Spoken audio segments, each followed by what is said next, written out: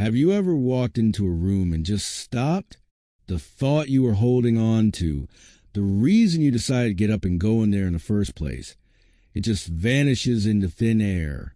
Or maybe you're introducing an old friend to your family, and their name, a name you've known for 50 years, is suddenly just gone. It leaves you standing there, feeling a little embarrassed, maybe even a little scared, wondering if this is it. If this is a moment where it all starts to slip away. If that feeling is familiar to you, if that quiet worry has ever crossed your mind, I want you to know something right now. Before we go any further, you are not alone and it is not your fault. That moment of forgetfulness, that fog, it doesn't have to be a life sentence. In fact, what if I told you that in just 5 minutes each morning, you could build a shield against that feeling? That you could actively, purposefully, and joyfully protect your most precious memories and keep your mind sharp, vibrant, and yours for years to come? For so long, we've been sold this idea that getting older means automatically losing your mental edge, that confusion and forgetfulness are just part of the package deal. And I am here to tell you, with all the warmth and conviction I can muster, that is a myth. It's a story we've been told, but it's not a story we have to live. The truth is, our brains are incredible. They have this lifelong ability to adapt, to grow, to form new connections, a quality scientists call neuroplasticity. It doesn't just shut off after a certain birthday. It's like a muscle.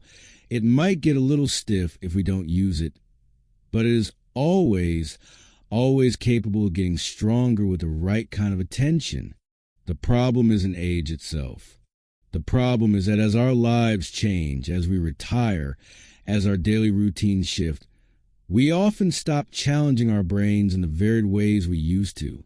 We fall into comfortable patterns.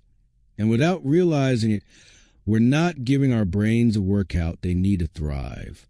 That's where the real drain comes from. Not from the years on the calendar, but from a lack of the right kind of mental engagement. So if it's not just age, what is it? It's the difference between a brain that's actively being used and a brain that's passively cruising along. Think of it like a path in a garden. The more you walk a certain path, the more defined and easy to travel it becomes. The paths you stop using, however, start to get overgrown with weeds. Those senior moments aren't a sign that the garden is dying. They're just a sign that some of the paths haven't been walked in a while. The fantastic news is you can absolutely start clearing those paths again, and you can even build beautiful new ones. It's never, ever too late to pick up the shears and get to work. And the best time to do that work? It's first thing in the morning, when your mind is fresh and primed for the day ahead. We're going to walk through this together. And it starts not with complicated puzzles or frustrating games, but with a simple shift in perspective, understanding that your brain's potential is still immense. From there, we'll look at how a simple physical ritual, a sensory wake-up call, a moment of focused attention, and a tiny spark of creativity can completely change the trajectory of your day and your cognitive health. This first piece, this shift in thinking, is the absolute bedrock of everything else. Because if you deep down believe that decline is inevitable, you won't have the motivation to try anything else. But when you truly embrace the fact that your brain is waiting, eager and ready to be challenged and to grow, it changes everything. It transforms this routine from a chore into a gift you give yourself. It becomes an act of defiance against those stereotypes, a daily declaration that your story is still being written and your mind is a vital, vibrant part of it. It's about moving from a place of fear, worrying about what you might lose, to a place of power, excited about what you can actively protect and strengthen. That shift, that reclamation of your own cognitive agency, is the most powerful cognitive exercise there is. And getting a handle on that difference, believing in your own potential, is the first step to taking your power back. Because once you see it clearly, what you do next with your body becomes so much more important than just getting the blood flowing. And what you do next, well, it starts by literally getting the blood flowing, but in a way that sends a very specific message to your brain. It's not about a strenuous workout or breaking a sweat before breakfast. It's about a deliberate, mindful motion that tells your entire system, okay, we're awake, we're present, and we're ready to engage. So many of us wake up, shuffle to the kitchen for coffee, and spend the first hour of the day in a kind of slow motion fog. There's nothing wrong with that, of course. But if we want to charge our brains, we have to break that pattern of passive awakening. Our brains are hungry for oxygen and nutrients, and the most direct way to deliver that is through gentle, intentional movement. It's like turning the key in the ignition of a car. You're not racing the engine. You're just getting it warmed up and ready for the journey ahead. This isn't about calisthenics. It's about connection. It's taking 2 or 3 minutes to stand up tall, roll your shoulders back, and take a few deep breaths while you reach your arms toward the ceiling, feeling the stretch in your sides. It might be marching gently in place for 60 seconds, lifting your knees just a little higher than usual, feeling your heart rate tick up just a notch. It could be a series of slow, graceful arm circles, forward and back, noticing how the movement feels in your joints and muscles. The goal here is coordination and circulation. This simple act pumps oxygen-rich blood to your brain, washing away the sleepiness and delivering the fuel it needs to fire on all cylinders. It wakes up the parts of your brain that control motor function and spatial awareness, which are so crucial for balance and coordination throughout the day. You're not just waking up your body. You're reminding your brain that it's in charge of a magnificent, capable machine that it needs to pilot with care and attention for the rest of the day. Now, fueling your body correctly with movement gives your brain potential for energy, but to truly sharpen your focus and alertness, we have to engage the world around us in a new way. It might seem too simple, but the next piece of our routine is about consciously engaging your senses. We live so much of our lives on autopilot, especially in the morning. We brew the same coffee, toast the same bread, and look out the same window without ever truly seeing, hearing, or smelling what's right in front of us. Our brains thrive on novelty and focused attention. So, this is an invitation to break that autopilot for just 1 minute. If you're making your tea, really inhale the scent of the steam rising from the cup. Don't just smell it. Try to identify the notes within it. Is it earthy, floral, spicy? Look out the window and pick out 5 different colors you can see. Or try to identify 3 distinct sounds you can hear. Is it the hum of the refrigerator, the chirp of a bird, the distant sound of a car? This act of sensory focus is like a mini meditation for your brain. It forces you out of your head and into the present moment. It strengthens your ability to concentrate and filters out the mental static that can so often lead to that feeling of being overwhelmed or forgetful. It's a direct workout for your prefrontal cortex, the part of your brain responsible for attention and executive function. By consciously directing your attention to your senses, you are building the mental muscle that helps you remember where you put your keys, because you were actually present when you put them down. You're building the capacity to listen to a story and retain it because you're practicing the art of focused attention right here, right now, with your morning cup of tea. It's amazing how this simple act of noticing can change the rhythm of your entire day, making it richer and more vivid. And that heightened state of awareness leads us perfectly to something that anchors all that new energy. That's right, we're talking about a moment of true focus, a cognitive anchor. You warmed up your body and sharpened your senses. Now it's time to give your brain a direct and targeted task. This is where we often get intimidated, thinking we need to sit down and do a crossword puzzle that leaves us feeling frustrated or tackle a complex math problem. That's not what this is about. This is about a small, satisfying challenge, a success to start your day with. It could be as simple as memorizing a beautiful quote or a line from a poem that inspires you. You read it, you say it out loud, you close your eyes and try to recall it. It could be a simple word game, like thinking of all the words you can start with the letter P in 60 seconds. Or it could be visualizing your day ahead in a positive, structured way, picturing yourself accomplishing your main tasks with clarity and calm. This isn't about being right or wrong. It's about the act of concentration itself. That feeling of stretching for a word, of holding a thought in your mind, of creating a mental image. That is the workout.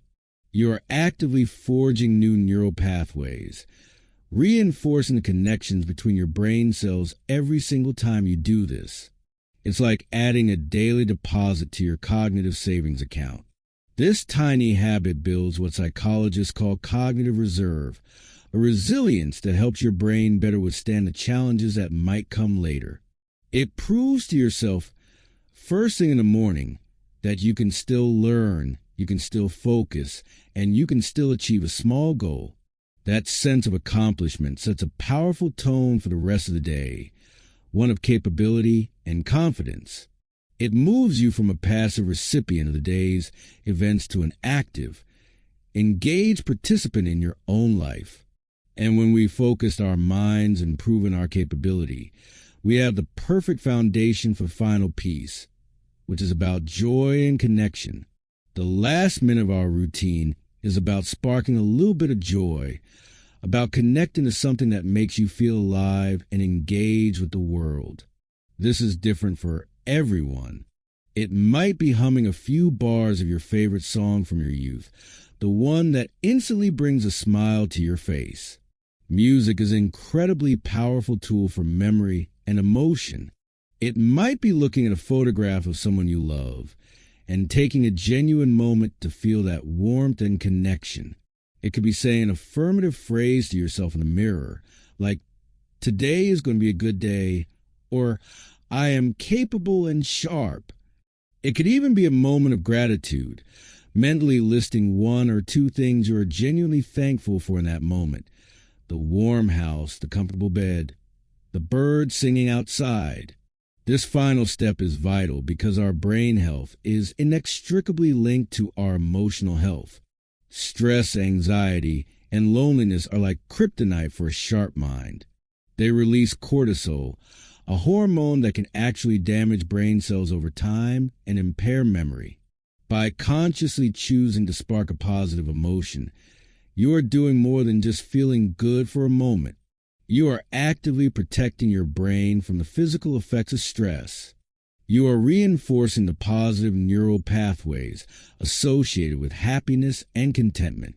You are reminding yourself of your place in a web of relationships and joys, which is a powerful antidote to the isolation that can sometimes creep in later in life. This isn't fluffy, feel-good advice. This is serious mental maintenance. So these 5 pieces, believing in your brain, moving your body, engaging your senses, challenging your focus, and sparking joy, they all fit together like a beautiful, reinforcing puzzle. But a puzzle isn't finished until you put the last piece in place, and that's making it all work for your unique life, especially when things get tricky.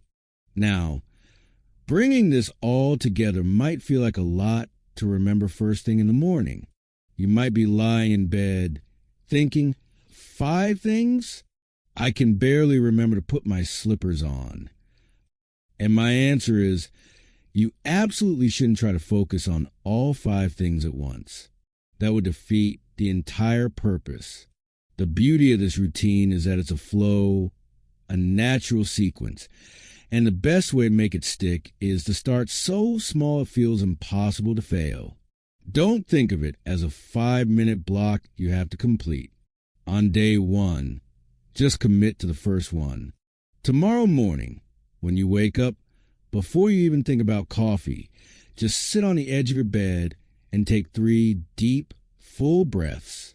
And as you do, just think to yourself, my brain is ready to grow today. That's it. That's your entire win for the day. Do that for 2 or 3 days. Once it feels automatic, like brushing your teeth, then you add in the gentle movement for a minute. Then, a few days later, you add the sensory moment with your morning beverage. The key is to pair it with something you already do. This is called habit stacking. You're already going to get up and make your tea, right? So, the new habit is, while the kettle is boiling, I will do my gentle marching in place. Or, as I take my first sip, I will close my eyes and really smell the aroma. By anchoring your new brain charge habit to an existing automatic routine, you dramatically increase the chance it will stick without requiring a ton of willpower, which is often in short supply first thing in the morning. This isn't about perfection. It's about practice. Some mornings you'll do the whole 5 minutes and feel like $1,000,000. Other mornings, you might only manage 1 step before phone rings or you remember an appointment. And that is perfectly 100% okay. The goal is not a flawless performance. The goal is a gentle, consistent intention to engage your brain. And what about the real obstacles? What if your mobility is limited and the movement part feels difficult? That's fine. Adapt it. The movement is about circulation and mind-body connection. Can you sit in a chair and do graceful arm circles? Can you gently lift your knees one at a time while seated? Can you point and flex your feet? Absolutely. The motion is the goal, not the intensity. What if you live in a quiet, small space and struggle to find sensory details? Then get curious about the texture of your robe, or the taste of your toothpaste, or the pattern of light on the wall. The world is full of details waiting to be noticed. We just have to tune in. What if you feel silly talking to yourself or trying to spark joy? That's completely normal. This is a private routine just for you. No one is watching. Give yourself permission to feel a little silly if it means building a healthier, happier brain. The only wrong way to do this is to not try at all because you're worried about doing it wrong. You have the map now. You know what to do and, more importantly, how to start small and build. The final ingredient, the one that makes it all stick, isn't something you do, but something you believe about yourself on this journey. The final ingredient is compassion. It's the deep and abiding understanding that some days will be better than others, and that is not a sign of failure, but proof that you are human. The mindset shift here is moving from a place of judgment. I forgot to do my routine, I failed, to a place of curiosity. I wonder why today was harder. Maybe I didn't sleep well. I'll just try again tomorrow. This is about becoming a kind coach to yourself, not a harsh critic. Your brain responds to encouragement, not to stress and pressure.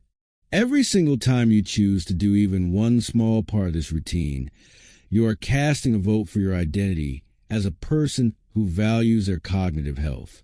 You're not just doing a task. You're reinforcing belief that I am someone who takes active, loving care of my mind. That identity is what will carry you through on the days when motivation is low. I want you to think about my friend, Arthur. Arthur is 82. About a year ago, he told me he was starting to feel invisible, and worst of all, he felt like his own mind was making him invisible. He'd repeat stories, lose his train of thought, and it was making him withdraw. He started with just one thing. Every morning, he would stand at his back door after taking his medication and look for one bird. Just one. He'd try to notice its color, its song. That was it. That small moment of focused attention became an anchor.